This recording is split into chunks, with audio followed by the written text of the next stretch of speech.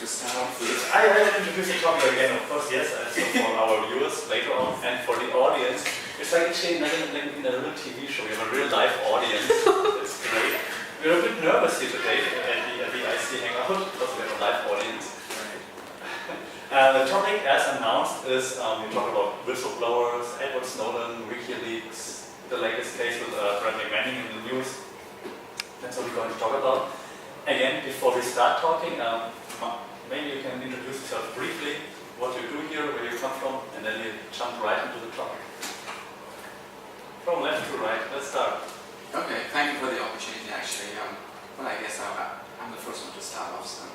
Anyway, first things first, my name is Chip, and I'm from Bhutan. And this is my second year here. I'm actually studying philosophy, politics, and economics. Right, thank you. And? Right, I'm Jonathan from Germany, and I'm studying IID, also in my second year, as far as I know. Keep track of, okay. Alright. Then yeah, thank you for coming, of course, for this, this was a topic not many people know about it, but many people don't really like to talk about it, especially here in Thailand.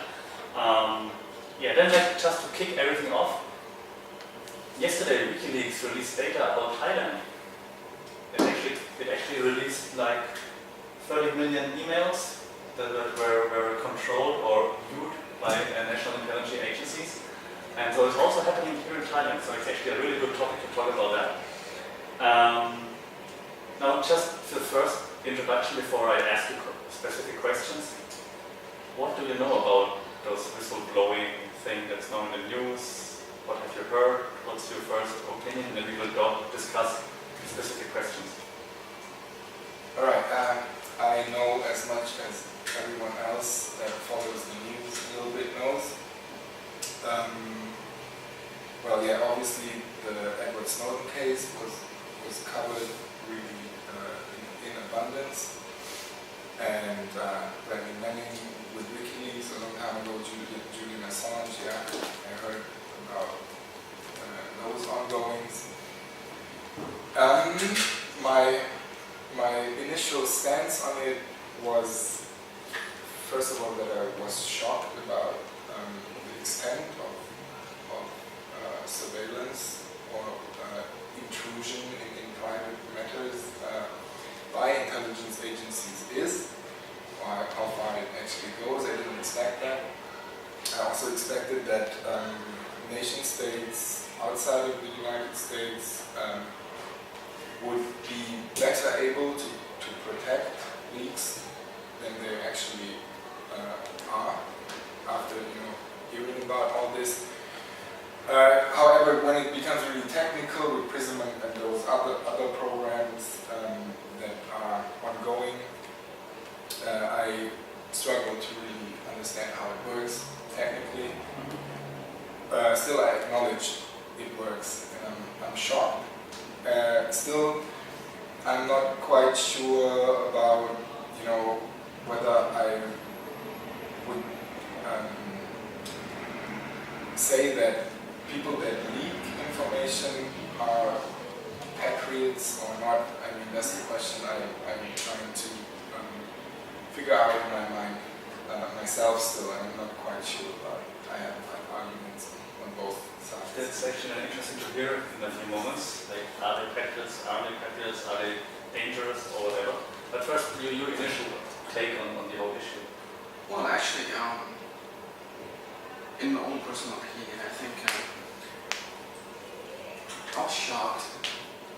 This is something big actually, and I've never come across such things. And technically speaking, like my friend said, I have a really limited knowledge about how it works. Yeah, of course. How it works, and the thing is that what you said earlier, it has come to Thailand, it's pretty close. So I'm just thinking okay, what will happen next? And how credible is the information? How credible? Credibility, yeah. Right. WikiLeaks. Yeah. The news they once it's online, it's inside the public domain, anybody can go through. The thing is like how, what do you say, credible? How authentic is the news is? That's a good question actually. Always like, has any one of you ever been to WikiLeaks website? I do. Yeah. I do. And for me, it's like it's very hard actually to find something there when you see all those data like in a raw form, and yeah, you have to go through a lot of data and to come up with your own mind and your own opinion to find something there. Because they don't tell you that's bad or something. They just tell you here's the data, do something with that. So do you take time for yourself to check that out, or do you like prefer the outcome to read the outcome somewhere else? I would say it is, they try to present the material in an objective manner, Right. which is very important because as soon as you draw subjective conclusions, then you have what actually you just mentioned, arbitrary statements which when you read the news, you never really can be sure, is it an objective source or not. So WikiLeaks probably tries to keep it as objective as possible. However, then for the layman, the common man, it is really hard to work his way through such long documents and texts and so on, and then find out what is really important and what is not. Right. But that counts not only for unofficial leaks, but also for if you look at national agencies that publish official reports, they keep them long, they keep them complicated, so nobody really feels like spending the time on reading it and trying to understand it, and I mean it's basically keeping the population under control. Right. That's a little bit rough, keeping the population under control, but of course I didn't want to say keeping the people down or something like that. I wanted to express it. But of course that's like somehow how people work, right? And that's not even like with official documents, it's also when you, let's say when you buy something online or when you sign up and you're like, I agree, I don't read this technical terms, like I don't read one page, like so when it comes to this WikiLeaks source, which you have to spend lots of time if you really want to see it for yourself. So that most people, they might rely on news sources like a newspaper to actually publish that.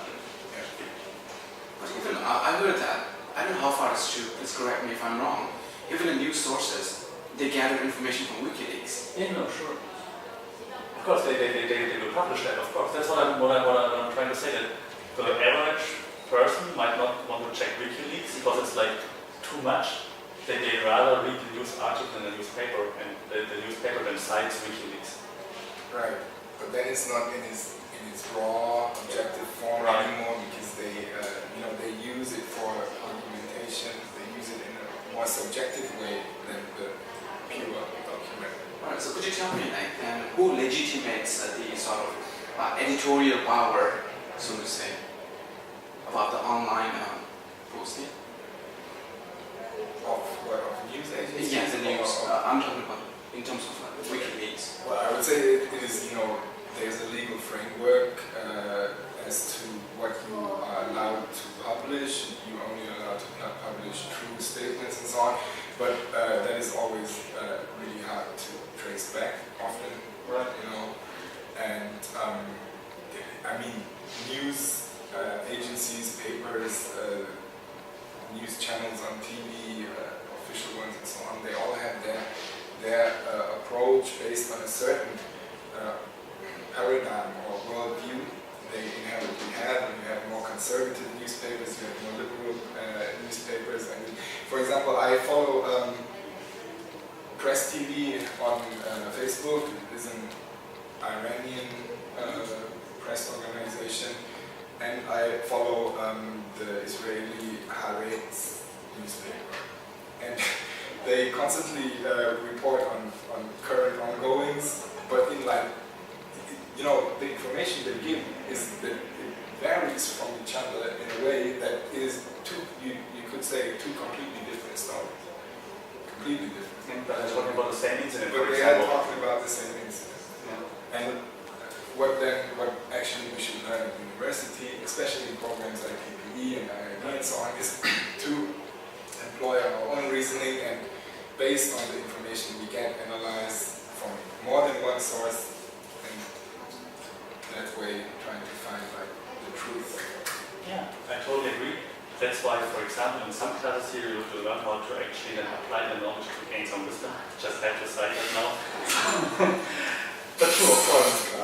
But back to the whistleblowing thing. For example, then I want to hear your opinion. Yesterday, when WikiLeaks leaked those documents in Thailand, I read it on Facebook on WikiLeaks. Thailand documents leaked. 30-minute emails with micro-sensitive content, 100 emails with intermediate sensitive content, and 10 emails with like highly sensitive content. That's how they name it, like emails that contain threats or something. And I was like, that's interesting, and I shared it on my website, I shared it on my Facebook, and then I was thinking, last week, or 2 weeks ago, when people shared something that was not good for our country here, they got threatened, put to be in prison, you go to jail. So I was thinking, I hope I can come to university today. Now my question is like, are you somehow like scared to express your opinion in public? In what context? In general? Yeah, no. Yeah. I'm more careful Yeah. than before. Obviously, I'm not at home. Right. I'm not really familiar with well, I feel more and more familiar with how things work in Thailand, but I wouldn't say that I really know how the real extent of how everything works. I'm not familiar with it completely, so I take that into account, and I'm here somewhere far from home, and I try to be a little bit more careful. Definitely. That, however, often is obstructive. If you study social science, liberal environment is crucial. You need to be able to listen to different opinions, and you need to be able to express your opinion freely, even if it's a factually wrong one. Actually, I feel we still have to face that, and we have to have a dialogue. And otherwise, social sciences doesn't really make sense, because if you just follow one doctrine, it doesn't produce anything new. It doesn't produce any new deductive reasoning, nothing. And that's why I'm considering to continue my studies probably somewhere else than in Asia. Yes, I would totally agree with you, my friend. I'm being more cautious, actually. And at the same time, I'm questioning myself here. Like, okay, so this is something new. And is it really, like I said earlier, authentic? Or is someone just trying to, do it to grab sort of attention? Or could be rumors, yet to find out. But yeah, like I said, I'm trying to be more cautious, Right. and trying to draw your own mind, so to say. I understand. But I would also like to mention that censorship is an issue that is maybe more prevalent in certain areas of the world, but it is one that happens all over the place. And even in Germany, I feel we have an issue with that. And have difficulties to deal with it. And historically, for example, we have it's really difficult to criticize mainstream historical theory. Not that I would say it is good to do that or is right to do that, but I feel the dialogue has to exist, and criticism should be listened to, definitely. Or very recently, I don't know if you have heard about that, a German rapper used certain names of politicians in his songs and so on, and was attacked from various sides, and that shocked me. In a liberal democracy, as we have it in Europe, it shocked me that there is such an outcry, even in an art form, to express whether it is stupid or not. That is, everyone should think about about that themselves and then make his judgment. But I believe it is, and I think that's something that the Americans do very well. You are actually able in the United States to express your opinion. You can write books that are really polarizing. You can publish them, they will not be censored and so on. Alright, that's now perfect bridge to what I was looking for, to come back to the States, for example, to the country in the free world. The country in the free world sentenced the guy who leaked data to WikiLeaks to 35 years in prison. Happened, I think, 2 or 3 days ago. This sentence was at least made public. And what do you know about this case? Do you know about this case, and then what's your thought about this? So just to wrap it up briefly, but if you have deeper information, then feel free to do so. I will try to provide some more information as well. But there's Cryle from the American Army, Private Manning. He leaked data to WikiLeaks, the biggest amount of data ever. I think it was in 2010 or 11. I think in 2010, right? And then he got betrayed by a friend. He thought was a friend, and so the American government got hold of him. So they get to know who leaked the information. And now the process has come to an end, and Private Manning has been sentenced to 35 years in prison for espionage. First of all, as you say, he's a private. Right. That is one of the lowest ranks, if not the lowest rank. I think he was private first class, and now he's got deducted from the first class. But yeah, so he's. That is like as if when I served in the army in Germany and did the basic thing. Right. As if I would have found something on the computer and would have leaked it, even maybe in youthful irresponsibility or not thinking about it or something, and then they sentenced me to 35 years in prison. I mean, that's ridiculous. I'm sorry. If he would have served in the army for 10, 15 years and would have been really familiar with how everything works and would have swore an oath. Okay, you swear an oath anyway. That's the thing that comes into play when the judge ruled. So it doesn't matter. You swear the oath to protect your country and not to tell secrets and whatsoever. So that's why they say, hey, you broke this oath. You signed a paper and you work for the army. So shut up and do what we tell you. Well, yeah, I think it's ridiculous. However, I also believe if you give your word, it is important to stand by it. So what he did in looking at it from that direction probably is wrong. Whether he did it in good intentions or not, if you give a promise, you stick with the promise. Okay, what do you think? Yes, I think again, like my friend said, it is to all with your intentions. Okay. Yeah, I mean,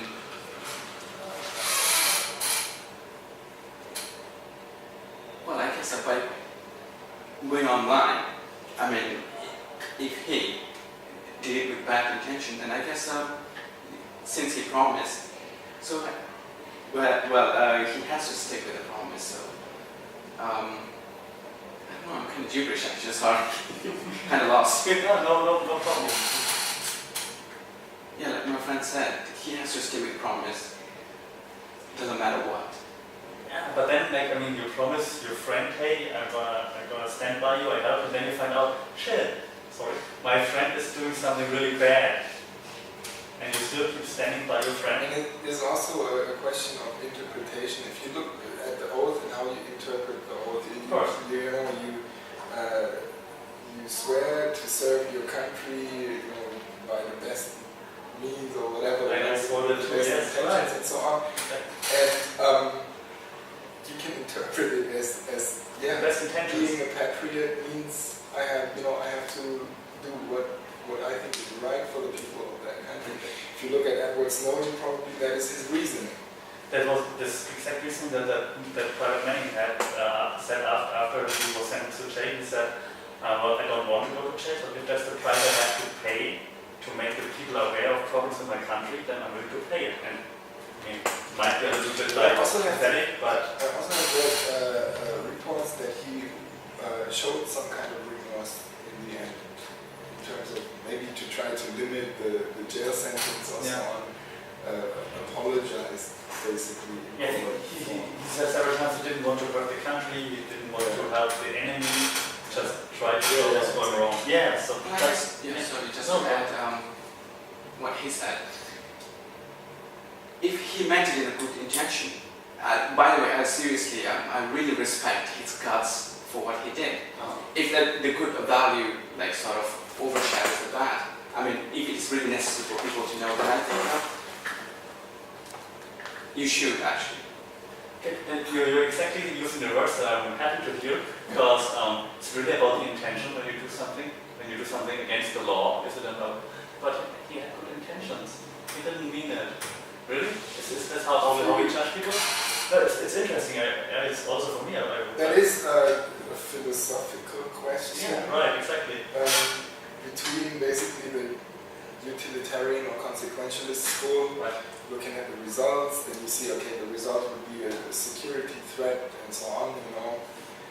Or you go by principle, Immanuel Kant, you know, like the categorical imperative, moral imperative, basically, that the intention matters. right. That your own reasoning matters more than what you believe is right or wrong to do. Whether the outcome is a positive one or a negative one is then irrelevant insofar that your intention is what your actions are measured by. Means might be like quite bad.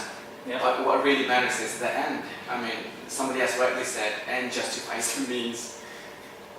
So at the end, I think it was basically for people to know, like sort of transparency. Okay. Yeah. I have an issue with this, you know, the end justifies the means assumption. Thank you. Yes. Insofar that an end, you know, you have short-term ends, you have long-term ends. Right. It varies. It is the end, yes. Yeah, right. and it varies where, you know, where is the end. Exactly. I'm not sure whether what these people did benefits in the short term will benefit the world or the right. people of the world. I'm not sure about that. I think there's a higher chance that in the long term, if people start to digest what really is going on and so on, and make thoughts about it, there could be something constructive coming from that. Yeah. However, I just wanted to say the ends justify the means is not always what I agree with, and I believe that more moral principles, and acting on behalf of principles would do good, and not on behalf of the outcomes always. And if you listen to Obama's speech, Yeah. he is talking principles and moral values, liberal values. If you listen to it, it is basically you listen to Immanuel Kant. He copies from that guy. He does it in a brilliant way. Is a fantastic orator. But the United States, for example, had this liberal cover, always emphasizing liberal values and so on. But actions divert from it in a significant way, and you can see that from how they deal with these leaks and so on. Exactly. And the thing again is, this guy is a private. It is impossible for somebody of such a low rank to really understand how security policy of a nation functions. Like political science itself and international relations, how things work between statesmen and so on, is something impossible for the common man to understand. You need years of decades of study. Especially in being a private in the army somewhere in Iraq where he was at that time. Yeah. Right. And he just in that moment maybe thought it is the right thing to do. So, and he didn't really believe that. Right, and then the question is also like, okay, he did something wrong, but giving like 35 years for espionage, for helping the enemy to gather data from the United States, because the enemy could have checked WikiLeaks, right? Right, so yeah, but do you agree like somehow that he had to be at least somehow sentenced, or that there had to be consequences? But I mean that the consequences are out of places. I think that's obvious. But he had to be somehow sentenced or put into place and say, hey, you can't do that.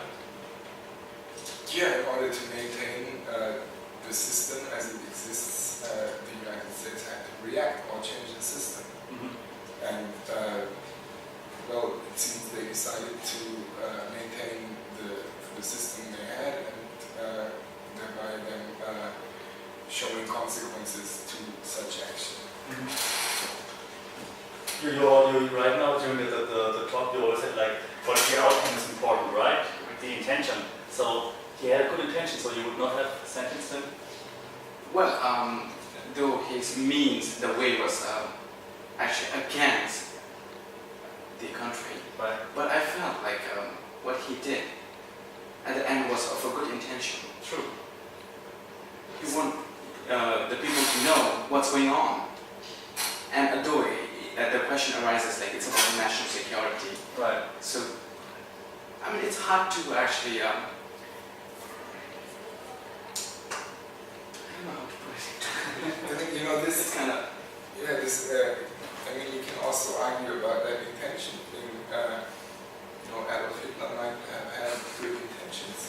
See, in his own reasoning, In his own reason. he may have thought that is the only way. A real world might work, or yeah, world might be. you know, Yeah. but obviously, in that case, you would rather resort then to consequentialist thinking.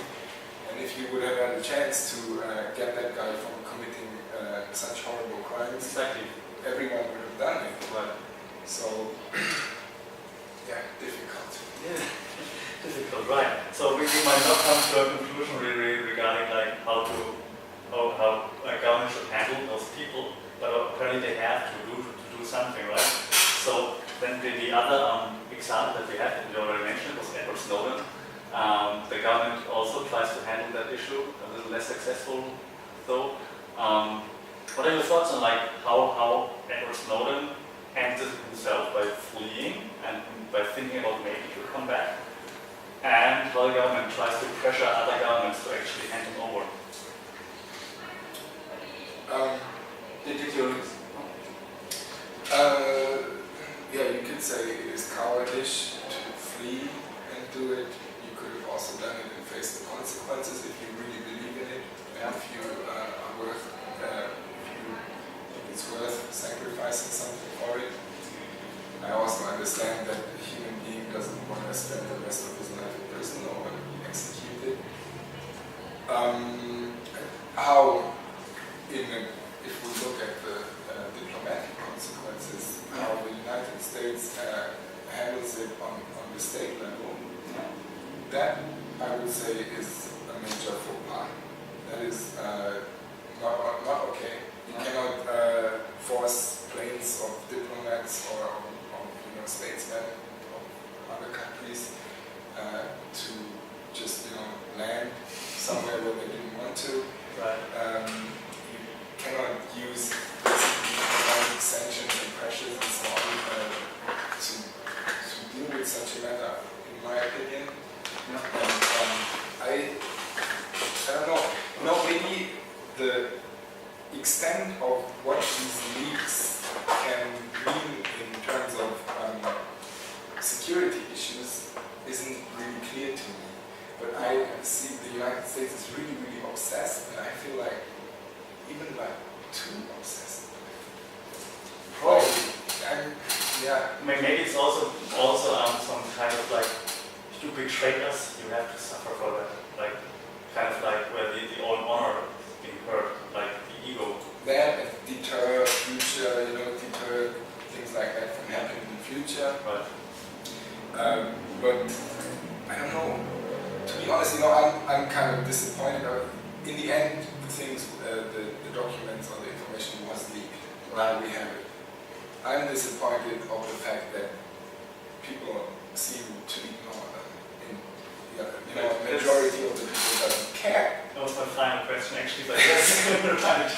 Yeah, and so why it's important also to talk about the the instances when it happened and so on, I think it is even more important to focus on what we do with it. And I see no public outcry, no global public outcry for sure. Half of the world doesn't even care. Yeah.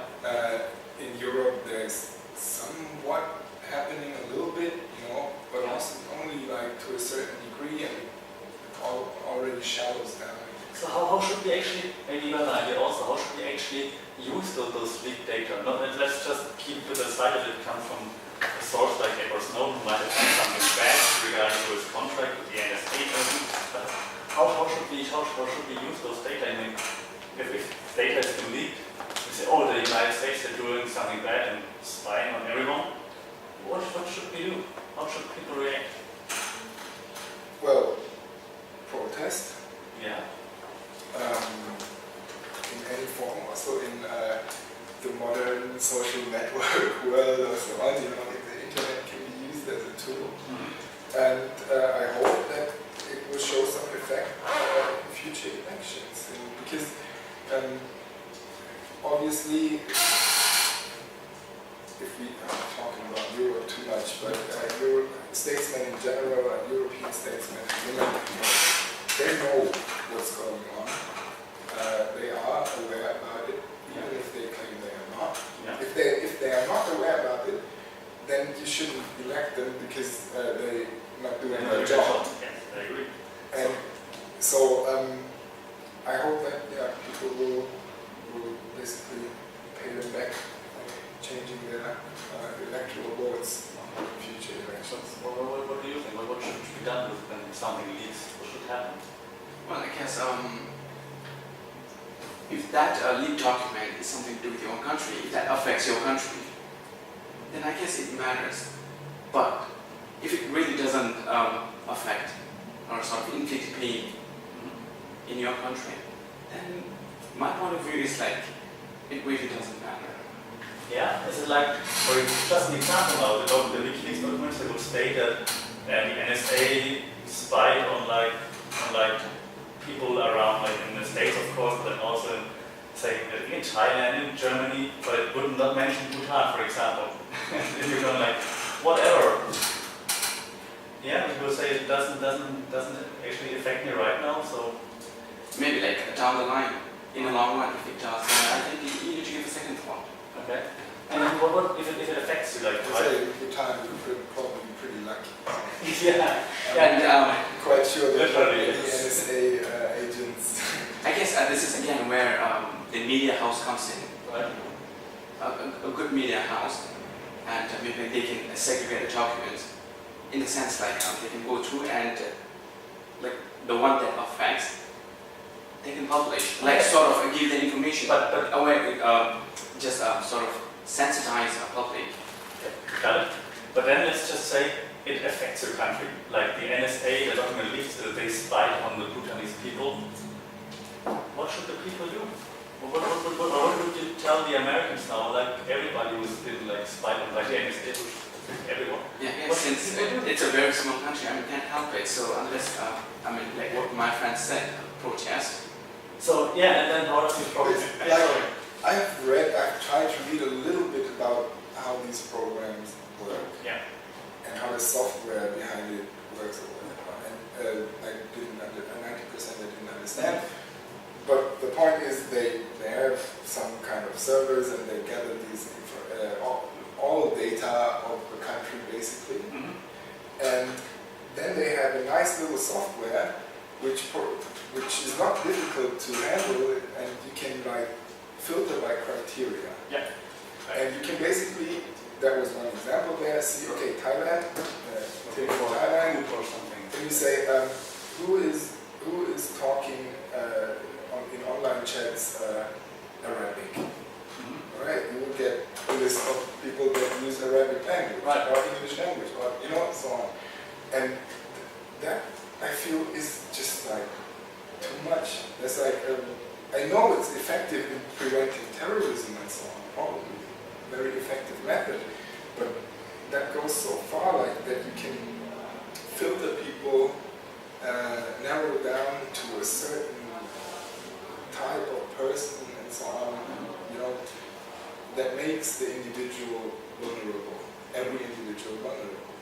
And if you then do something that is not in line with what the central authority thinks is the right thing, they have the capability to hurt you, hurt your life, hurt your well-being, or whatever, by using these kind of means. No, but when you think of it, like for instance, it's a 21st century world, everything goes electronically, like online. Right. And even while, don't you think that while chatting or while you write email, everything, it's already public. I mean, how safe are we then? Actually, if I write an email, I expect that it is handled in a private way, that it is not, for everyone accessible. Like when you write a letter and you post it, you expect that you expect that the mail delivery guy doesn't open that letter. Just because it's possible doesn't mean it should be normal. Right, because the mail delivery guy, he could open the letter anyway and read it. But I expect that they don't do that. Yeah, your privacy should stay in place. That's the question. I know it's not like that. But I mean, it is true that that it is very disclosed nowadays, and therefore it is then up to the individual also to take the responsibility of thinking about ahead of writing something. What kind of information am I giving? Be a little bit more careful with that kind of stuff. Right, so then what I ask myself anyways when reading about the security agencies and monitor chatting emails and whatever, which terrorist in the world writes into his email, I'm gonna bomb something anyways. But that's just a different approach, a different idea. Because when you look for those words like coup or bombing or assassination or whatever, I don't think that actually real terrorists would use that. But then it's also telecommunication. Yeah, no, sure, right, of course, but yeah. Maybe I watched too much 24 or something. They have all code with. Exactly. Hey, can you bring me a Coke? Right. Or a Fanta? Right. Because now I come back to something that you said earlier, you were disappointed by how the people react. I was disappointed by actually everything related to those tweets, like how easy it was for the people to actually read something. Growing up watching James Bond and stuff like that, it's like, come on, there must be something, it can't be that easy. Somebody just says, hey, I know something, let's just send it to my friend or to WikiLeaks. I think you mentioned it, in the beginning that you were, there was something similar, right? I think in the beginning you said. What I've read, the common explanation why there is an increase in such incidents now is that the United States after 9/11 changed its security policy in terms of connecting agencies stronger with each other, sharing information. That means if you share information between institutions, more people get hold of it, which then facilitates such legal incidents. However, it is shocking that a private can basically download all secret information the United States has. Exactly. I would like to be that private for a while. Similar to Edward Snowden was a contractor for the NSA. Yeah. So shocking how easy it is to use your not related to WikiLeaks but to security. Like I think 2 days ago, the New York Times was down, the website was down, Twitter was briefly in trouble. Huge websites had trouble because apparently hackers from Syria they hacked those websites via security leak in Australia. Again, it's for me as an ICT teacher actually, it's very shocking to see like how easy the access still seems to be, even because you mentioned in the 21st century that shouldn't be that easy. But it still happens, so I mean. But still, then we know that once we're online, our details, everything is given then. It's already online. And don't you think like chatting is something personal, like of high security? Do you think it's a good idea to like do it online? And as you know, like the system itself is like whole world is going through. Well, asking you, when I'm here, right, and I try to contact my family in Germany, and it's not a high security issue or anything, but I talk about personal stuff. I talk about stuff that, if everybody knows it, could weaken my position in society or whatever, So, how should I do it? I can't just say, hey mom, we just meet at 7-Eleven and have a chat. I have to call her some way, either by phone or by, Skype, some kind of chat. That's like we as a university student, just as a general, but what about like those bureaucrats, like official officers, especially military officers? Right, but also you have to communicate by common ways of communication.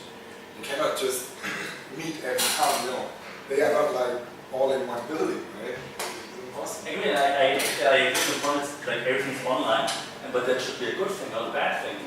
It should benefit us and shouldn't scare us.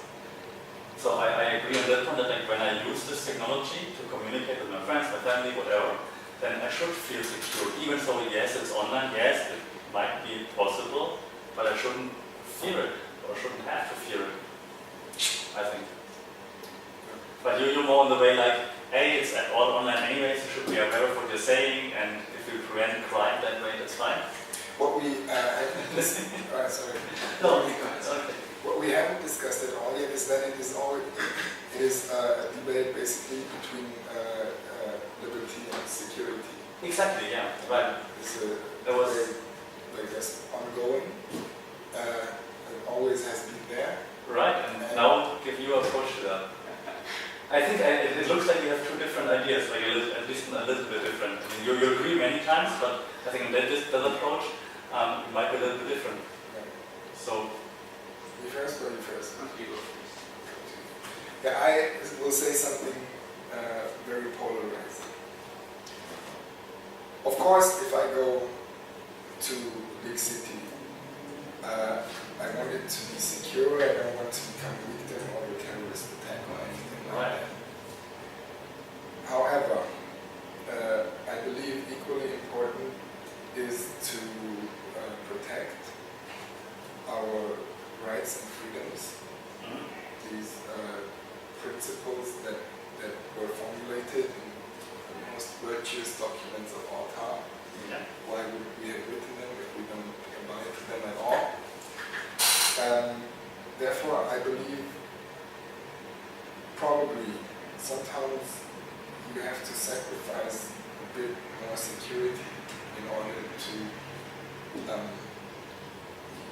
enjoy the liberty and the rights and the freedoms we have. Obviously, 9/11 was a horrible incident and many innocent people died. But you cannot prevent such things from happening eternally and overall anyway. And just being obsessed and trying to do so by, tightening security measures, tightening surveillance, intrusion into privacy and so on, will not make such things disappear forever. And I believe rights and freedoms are as valuable as human lives. And that's the polarizing thing I say. And for you. Yeah, I think this time I agree with you. Oh no! And well, I'm still wondering, like, okay, getting back to you again, sorry.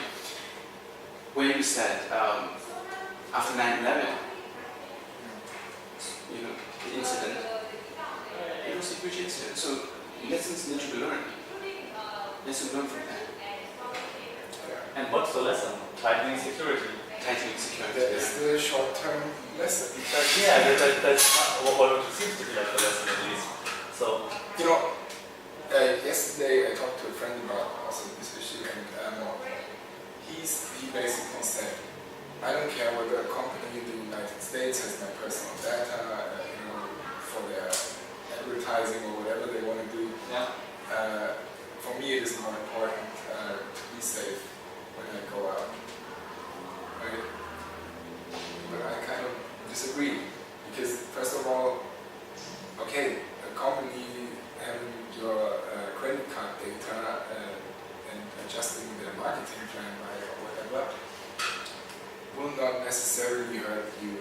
essential way. But if this information is leaked to some company, it can also be leaked to people with bad intentions. And that is something concerning. So I rather say, okay, I don't enjoy absolute security, but I enjoy freedom and rights. But what is a life worth if you secure within a freedom? But then, yeah, right, and also the question is, I mean, it might be a stupid question, but the security we're talking about right now is that being secure from terrorist attacks or something like that. That's why it's finance. But still, I mean, there are so many things that could happen to you while you walk to 7-Eleven or something. So to make that more secure, just to add like one more point to the whole discussion, which was the first time I went to Kuala Lumpur, there are cameras everywhere. Like, so they really know, like, I felt like a TV star. There are like cameras like everywhere you go, so everywhere. So you are actually under scrutiny. So they actually they make sure that you are secure. So that's like a good thing. I mean, for you, of course not. But what would you say to that? Like it's just one step more, right? Not only listening to what you are communicating, actually watching you where you're going. Well, since I come from a country which is like more smooth and peaceful, what you said, I feel like it's really nice to have that like, under security. Yeah. But at the same time, I, as an educated person, I feel like what Jonathan said is correct. Like not absolute security, but with kind of mix. A little freedom there. A little freedom, a lot of security, a little freedom. Yeah, I mean, we probably aren't able to figure out like what's the right way, because there isn't one right way. But I mean, so it's interesting to see like those different approaches and how we feel about that. For example, now to come back where we started, when we started about Thailand, the WikiLeaks data in Thailand.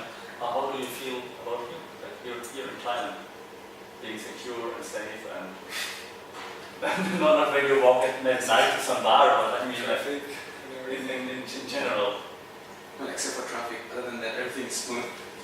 Well, I have to say, my experience here, before I came, I thought, alright, it's a developing country, crime rates may be higher, accident rates might be higher, stuff like that. So there is some kind of increased danger. But my whole experience here until now always was really secure. I never felt like afraid walking around alone outside. Right. Except when but I would say that depends on individual experience. Right. However, I'm more careful than I would be at home. For sure. No, but I didn't want to actually go like to the point where you walk around alone in some streets, but because there was a report some time ago, I think we mentioned in class at least, that states that Thailand is like one of the, I think, 2 or 3 countries that are most likely to have terrorist attacks happening. Yeah, that's what they say. That's because of the situation in the south, obviously. Yeah, because it's relatively easy to come in and go out, and so many different borders. Organized crime and so on is really has a good network. Yes, a good area. Yes, right. And because there are attractive targets in Bangkok, obviously. Yeah, apparently. Yeah, sometimes, to be honest, sometimes, for example, being on the BTS train and so on, the thoughts come to your mind. And now the BTS goes into like Central World or something. Yeah, because it looks like a really attractive target for terrorist attacks. But then on the other hand, what I think to myself, why should those people attack something here where that's the place where they can meet? So and that incident we talked about in one of the earlier hangouts, right, with these Hezbollah guys and so on, really was inconsistently reported, didn't really make sense to me at all what this is about and so on. So I didn't really take it as a serious report of terrorism or anything.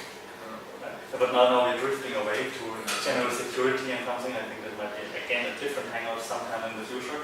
But I mean, those thoughts come up and talking about security issues and privacy. Let's just come back before we wrap it up to the beginning. What can we take away? What do we take away? Well, how will we handle everything in the future? What will you do? Will you change something? Will you try to educate your friends? Will you tell your friends go protest or don't use the internet? Or what are you going to do? Or what should you do? So I think in this case we cannot really do anything right now, but rather to caution our friend. So you're not doing anything. Like that's the least you can do actually. Like caution your friend. Yeah. And I guess more sensitized, so to say.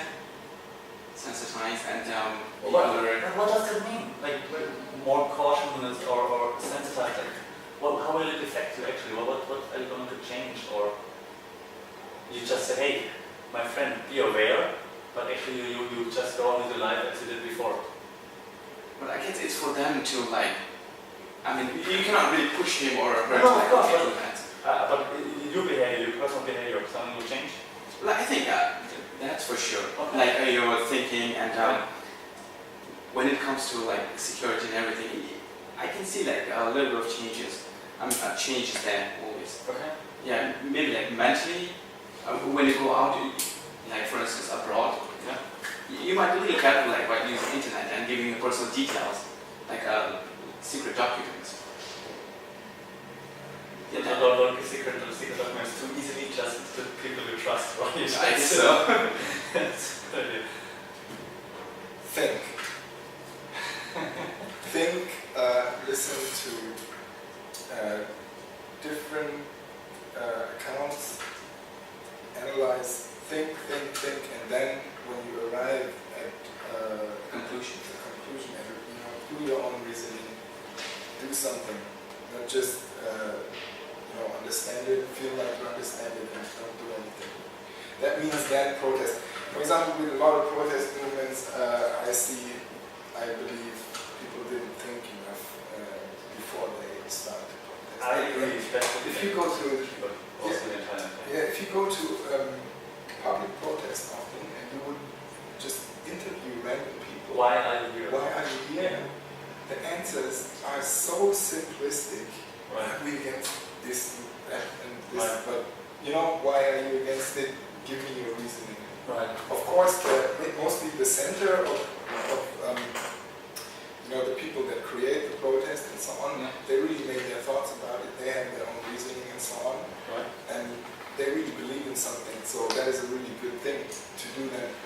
However, whenever these protests become like popular protests, And they sell masks and shirts for that. then it is kind of like often I feel it loses its meaning by gaining its mass. Yeah, I agree. But think first, try to understand the world as good as you can. You will never understand it completely anyway. As good as you can, and then do what you believe in. So based on your reasoning, not on your impulses. I like that approach, and it would be an awesome last word, but I forgot to mention something that I like, that's a nice thing, for at least for me when I heard it. And I learned it in a movie, which is stupid, of course, but it's the only thing that was positive or was good to take away from the really bad movie with Brad Pitt, by the way. And I hope we can get it together, and it's actually based on true facts, at least the idea. And I think that when we mentioned it was in Israel, like back then, and there was always this principle of the elder people, like 10 wise men. They were sitting when they had the meetings, and then they decided about what would be good for their city, for their country. That at least one of them, number 10, was number 9, he had to be against them and had to take the stand for the least logical thing, for this logical topic, and had to argue for it and research for it, and try to make it sound plausible so that people start to think about that. And I like that approach actually. It's very good. Even if there's something you say, no, that's wrong. Try to understand where it comes from, or why people do that, or why people think about that, and then you might be more able to understand. Yeah, that's very, very good. That is actually because it just basically shifts what you should do in your own conscience, what you, the dialogue between yourself, critical thinking, reflecting on your own opinion approach all the time, by looking at other argumentation and thinking about it and so on. It just shifts that outside your own brain into a group of people, Exactly. which is a very productive approach, yes. Right. Okay, just a teensy question actually. Yes. It's a question that I'm curious right now. Since you mentioned at the beginning, like the government secret documents about Thailand is already out. Yeah. So how is the Thailand government reacting? And what's next? I had the chance to monitor it today, but it's the first thing I'm going to do when I go back to check if something happened or if they have a statement regarding that. I don't know, I read it like last night or this morning at like 2 AM or something. So I'm really curious to see how people will react to that, if it will be fair in the news or if they will just keep quiet and say, what? No. Keeping quiet stuff often works the best for governments. And I think they're going to try that. I'm They're sure gonna try, that's yeah. what we're going to try here. But yeah, there are enough Western media here actually, or media with Western influence. So let's see what happens. I haven't seen anything today, but I'm very curious as well, and it will be interesting to see if they try to do something. Thailand. Perfect final word. Last chance to say anything, but I like your think approach anyway, so that's what people should do. Famous last words. Be cautious. Be cautious. So with these words, thank you very much. I hope we will see more people here than next week when we start to actually broadcast international. I'm sure that there will be more people joining. And yeah, thank you for joining. And then we will see each other again soon. Thank you.